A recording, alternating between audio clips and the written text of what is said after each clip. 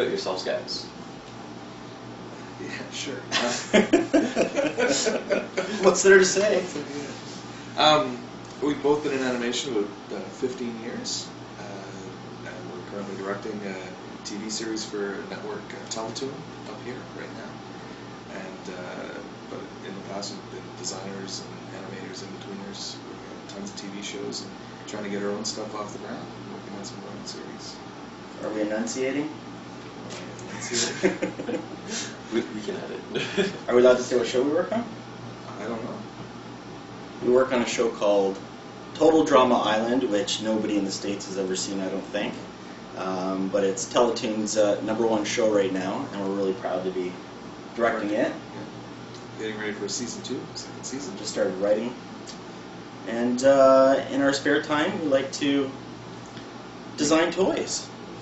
So, where did the idea for Monstrosity High come from? We like to pronounce it Monstrosity High. Monstrosity High, okay. Monstrosity High. It actually, Mark had worked on Clone High, and we were sad to see the show go. And I think it came out of that, really. It's not that, you know, we had toyed around with the idea of just creating new episodes of Clone High just because we liked it so much, and then decided to do something different but similar. And that style of humor. That style of humor. Yeah. The character style as well is reminiscent of the Clone High stuff. And yeah, so it's in my mind, it's Clone High with monsters. Okay. So, how did you guys get into animation? I don't know. It was. Well, you said best. We couldn't do anything else. I couldn't do anything. I couldn't do anything else. I mean, I was taking license plates in a parking lot for CIBC, a bank in Canada, and that got pretty. Get out of here, Paul! I've got work to do, damn it. You're wrecking my interview. I've got a This is goddamn my schedule. 15, now I'm down to 14 minutes of fame. You bastard. I got fucking bored. I was bored.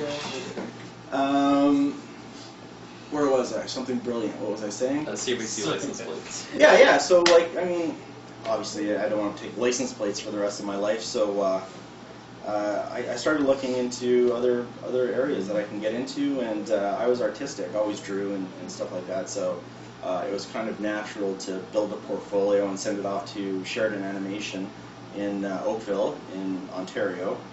And yeah, I got it. I was lucky. I got in right away and went through the course.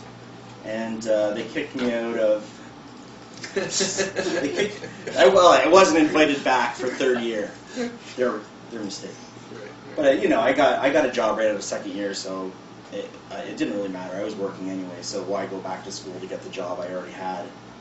And I was always a character designer. I mean, I've been designing characters for the last 12 years in animation, and yeah. I did a similar thing. I was going to school for something else, graphic arts management, and I hated it, just hated it, and quit, and went and grabbed the school catalogs to find out what there was, and I saw that there was a program you could go to school and learn how to make cartoons. So that was it. I couldn't believe it. Same sort of thing. So, what made you guys want to turn the Monstrosity Monstrosity High line into toys? We like to come up with ideas, like our own storylines, and we try to pitch shows. And we thought that this might be a way to approach it. You know, it's a little bit different than what we were doing. You know, approach the merchandise first as opposed to second, and you know, see if that would work. So you know, we started looking into it, and we found some great people to work with, and we just went ahead with it. You know, and yeah, we like the vinyl toys ourselves. Right? Yeah, I mean, obviously we collect our own toys as well, so it seems natural progression. So what are the future plans for Neptune and Monstrosity City High? Monstrosity High we hope that, you know, the figures, I mean, this is the first in the series. He would be the main character in the show. And we've already started sculpting Harry, his best friend, who's a wolf man. and or a teen wolf, and we're hoping that we'll keep adding to the line and get a following, and if there's a big enough following for the toy line, that maybe it will boost the interest in the series itself. And I mean, we would love to start writing. And it sounds like a fun series. Yeah, I mean, it'll be a blast. We're already toying with the idea of making a few little web shorts as well. Yeah. So look for web shorts. That's right. We've been experimenting with stuff in 3D. The Crush toy comes with 3D glasses, so we want to do a couple web shorts in 3D that you can actually wear glasses to check them out. Where should people keep an eye out for web shorts? On our website, neptunestudios.com. Yeah. So, or neptunestudios.blogspot.com. That's right. Because I'll throw it up there first. Sure.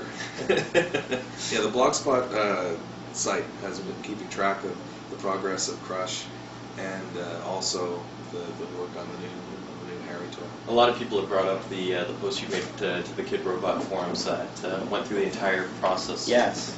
And that's something that interested a lot of people. What made you want to post that? I don't know. I mean, I'm just new to the whole toy industry, so I mean that's just something I do when I go to like an animation blog. People just put up, their roughs, their cleans, their whatever, and they kind of show how they go about doing it. And it was just natural for me to do that on the toy forums. And then it wasn't until much later that people started writing me and saying, "Wow, this is amazing! I've never seen how this is done." And I'm like, "What do you mean? This forum's been here forever. Nobody's actually taken the time to break it down." Because I was really surprised. when we were first looking into making the toys, we were trying to find out how do you get it done, how do you make them, and we couldn't find any information. Yeah. We were fortunate enough that friends of ours had just produced a toy and they hooked us up. Which one was that? Buzz. Buzz Carney. Tattoo okay. Yeah. Carnival cartoons. Yeah. So they let us in on how it all gets done. So you're looking at more articulation for Harry than He'll probably have.